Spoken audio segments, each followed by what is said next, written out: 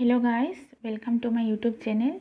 तो जैसे कि मैंने पिछले वीडियो में बोला था कि ADI 3.0 का फ्री कोर्स शुरू करने जा रही हूँ मैं अपने यूट्यूब चैनल में। तो इसके लिए आज का पहला वीडियो मैंने अपलोड किया है, तो जो है general knowledge of Assam part 1। तो इसमें हम लोग शुरू करते हैं बेसिक प्रोफाइल ऑफ असम से। स्टेट का नाम क्या हुआ हमारा? असम। कैपिटल है दिसपुर। लार्जेस्ट सिटी कौन सा हो गया? गुवाहाटी। एस्टेब्लिश्ड ए स्टेट मतलब असम जो स्टेट है वो कौन से ईयर में एस्टेब्लिश हुआ था? 1950 के 26 जनवरी को एस्टेब्लिश हुआ था। टोटल एरिया कितना है असम का? 78,438 स्क्वायर किलोमीटर। ये बहुत इंपॉर्टेंट क्वेश्चन है। पॉपुलेशन कितना था अकॉर्डिंग टू 2011 सेंसस? 3,12,05,576। कोविड की वजह से तो 2021 में नहीं हो पाया था सेंसस, लेकिन ऐसे एस्टिमेट लगाया जा रहा है कि 3.5 करोड़ के करीब पहुंच गया होगा असम का जो पॉपुलेशन है। नंबर ऑफ डिस्ट्रिक्ट कितने हैं? 35। इसमें बहुत सारे लोगों का कन्फ्यूजन था, आप याद रखिएगा। नंबर ऑफ डिस्ट्रिक्ट है 35। ऑफिशियल लैंग्वेज क्या है असम का? असमीज। अदर रिकॉग्नाइज्ड लैंग्वेज कौन सा होगा? बंगाली, बोडो, हिंदी, इंग्लिश। इसकी बराक वैली में जो लैंग्वेज है वो कौन सा है? बंगाली। इसके बाद बोडो जो लोग हैं वो लोग बोडो भाषा में बात करते हैं, और हिंदी और इंग्लिश तो है ही। टाइम जोन क्या है? IST UTC plus 5 hours 30 minute. इसका मतलब जो मेन जो टाइम होता है, जो यूनिवर्सल टाइम है, उससे हमारा जो असम का टाइम है वो 5 आवर्स 30 मिनट्स अहेड है, आगे है। इसके बाद लेजिस्लेटिव असेंबली सीट्स कितने हैं? 126। लोकसभा सीट्स है 14 और राज्यसभा सीट्स है 7। ये आप ध्यान से देखिएगा। लेजिस्लेटिव सीट असेंबली सीट है 126, लोकसभा 14 और राज्यसभा 7। ये इसमें से क्वेश्चन आता ही है एग्जाम में। हाई कोर्ट कौन सा है? Guwahati high court. नेक्स्ट हम लोग समझते हैं जियोग्राफिकल रीजन्स ऑफ असम। तो असम को बेसिकली 3 मेन जियोग्राफिकल डिवीजन में किया गया है। पहला वाला है ब्रह्मपुत्र वैली, दूसरा बराक वैली, तीसरा हिल रीजन। ब्रह्मपुत्र वैली में बेसिकली जो नॉर्थर्न और सेंट्रल असम है वही ज़्यादातर वो कवर कर रहा है, और उसमें मेजर सिटीज़ जैसे कि गुवाहाटी, जोरहाट और डिब्रूगढ़, तेजपुर ये सब आ जाते हैं। Barak valley side basically south Assam का जो साउथ वाला एरिया है उसमें ही बराक वैली है। बराक वैली में जैसे कि काछार, हाइलाकांदी और करीमगंज, ये 3 डिस्ट्रिक्ट मिला के हो गए बराक वैली। इसमें और एक बात याद रखिएगा, करीमगंज का नया नाम आ गया श्रीभूमि। ये लास्ट टाइम APSC प्री में पूछा गया था कि करीमगंज का नया नाम कौन सा है, तो ये था श्रीभूमि। मेन सिटी कौन सा है बराक वैली में? सिलचर, जो कि कछार का हेडक्वार्टर है, और मेन रिवर तो बराक हो ही है। हिल रीजन कौन सा है? इंक्लूड्स कार्बी आंगलोंग, वेस्ट कार्बी आंगलोंग और डिमा हसाओ। बेसिकली ये फॉरेस्ट कवर्ड एरिया है जहाँ पे ट्राइबल लोग ज़्यादा रहते हैं। इसके बाद हम समझते हैं बाउंड्री ओवरव्यू। तो असम का अगर आप मैप देखोगे ध्यान से तो वहाँ पे आप देख सकते हो नॉर्थ साइड में आता है आपका अरुणाचल प्रदेश। इसके बाद ईस्ट में आ गया नागालैंड और मणिपुर। साउथ में आता है मिजोरम और त्रिपुरा। साउथ वेस्ट में मेघालय। वेस्ट में आता है वेस्ट बंगाल, और नॉर्थ वेस्ट में आता है भूटान। साउथ में आता है बांग्लादेश। तो अगर एग्ज़ाम में पूछे गए कि कितने इंटरनेशनल बॉर्डर शेयर करता है असम, तो कितना है? 2, भूटान और बांग्लादेश। इसके डायरेक्शन भी आपको याद रखने की, कौन से डायरेक्शन में शेयर कर रहा है, ये भी बहुत इंपॉर्टेंट है एग्ज़ाम पर्पज़ से। Major rivers of Assam. Major rivers कौन दो से है? ब्रह्मपुत्र और बराक। तो ब्रह्मपुत्र जो नदी है वो कहाँ से, उसका ओरिजिन कौन, मतलब कौन सी जगह से वो स्टार्ट हुआ था? तिब्बत से। और जो ग्लेशियर था उसका नाम क्या था? आंशी ग्लेशियर। ये बहुत इंपॉर्टेंट क्वेश्चन है। और ब्रह्मपुत्र जो रिवर है वो इंडिया में कहाँ से एंटर करता है? अरुणाचल प्रदेश से एंटर करता है, और then flows westward across Assam and enters Bangladesh. Assam से होके वो बांग्लादेश में एंटर करता है। जब बांग्लादेश में ये नदी एंटर करता है तो उसका नाम क्या हो जाता है? जमुना। वो भी बहुत इंपॉर्टेंट क्वेश्चन है।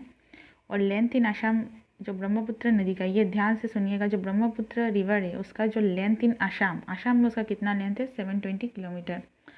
और तिब्बत में इस रिवर को यारलुंग टुसंगपो नाम से भी जाना जाता है। और अभी है major tributaries of Brahmaputra. Tributaries का मतलब है उपनदी।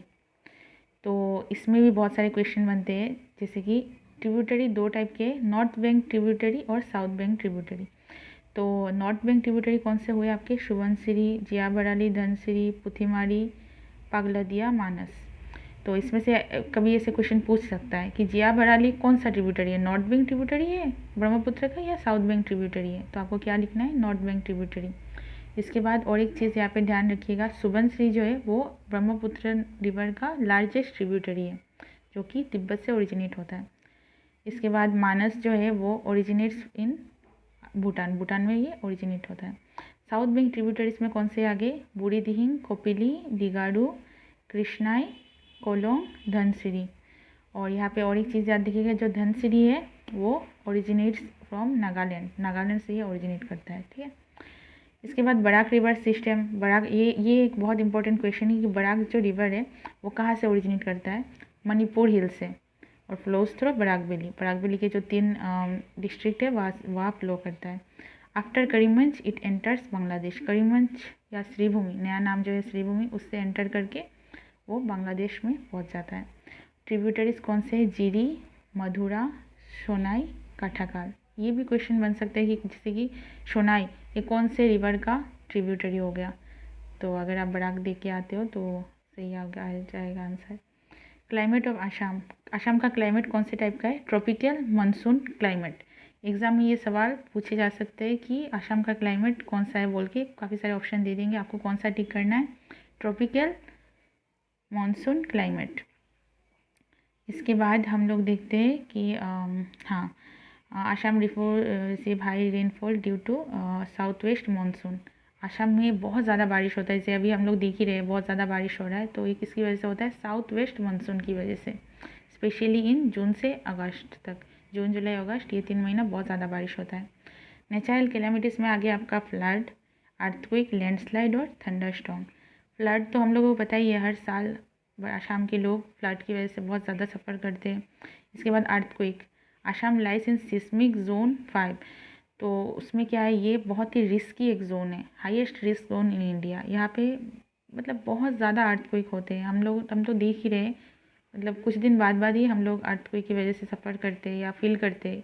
अभी हाल फिलहाल में इतना बड़ा अर्थक्वेक आया नहीं, लेकिन 1950 में बहुत बड़ा एक अर्थक्वेक आया था जिसका मैग्नीट्यूड था 8.6। ये भी क्वेश्चन आ सकता है कि 1950 में जो आसाम में अर्थक्वेक आया था उसका मैग्नीट्यूड क्या था, तो रिचर स्केल में कितना था, 8.6।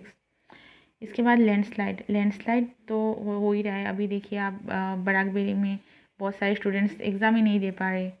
ADRE 2.0 का जो स्किल टेस्ट था कि वो लैंडस्लाइड हो रखा था डिमा आसाम में, तो लैंडस्लाइड भी एक बहुत बड़ा इशू है आसाम में। इसके बाद थंडरस्टॉर्म या स्टॉर्म तो होते ही रहते हैं, तो लोकल स्टॉर्म्स जो आसाम में जो लोकल स्टॉर्म है उसको बोर्दोई चिला नाम से भी जाना जाता है, जो कि अप्रैल और मई महीने में आता है। ये बहुत इंपॉर्टेंट क्वेश्चन है, बोर्दोई चिला। एग्जाम में ये सवाल पूछ सकते हैं कि जो लोकल स्टॉर्म इन आसाम है उसको कौन से नाम से जाना जाता है, तो आप लोगों को कौन सा टिक करना है, बोर्दोई चिला। इसके बाद समझते हैं geology and mineral resources in Assam. Petroleum and natural gas, Assam is India's oldest oil producing state.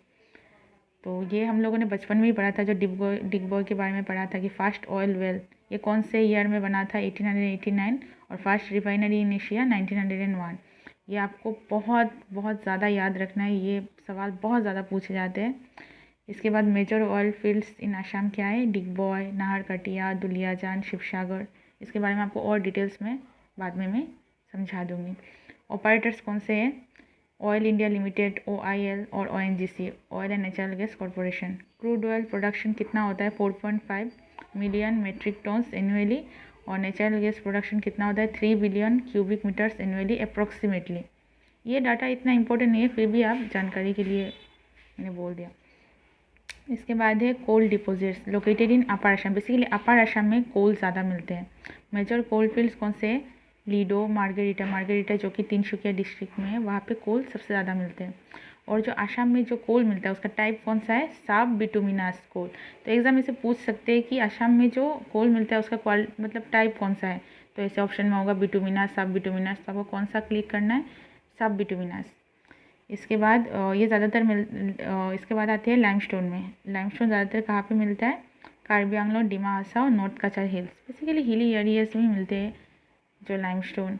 और लाइमस्टोन कौन से काम में यूज़ होता है, सीमेंट इंडस्ट्रीज़ में। सीमेंट इंडस्ट्री कहाँ पे, बोकाजान। याद रखिएगा लाइमस्टोन कहाँ पे यूज़ होता है, सीमेंट इंडस्ट्री में, और आसाम का सीमेंट इंडस्ट्री कहाँ पे है, बोकाजान।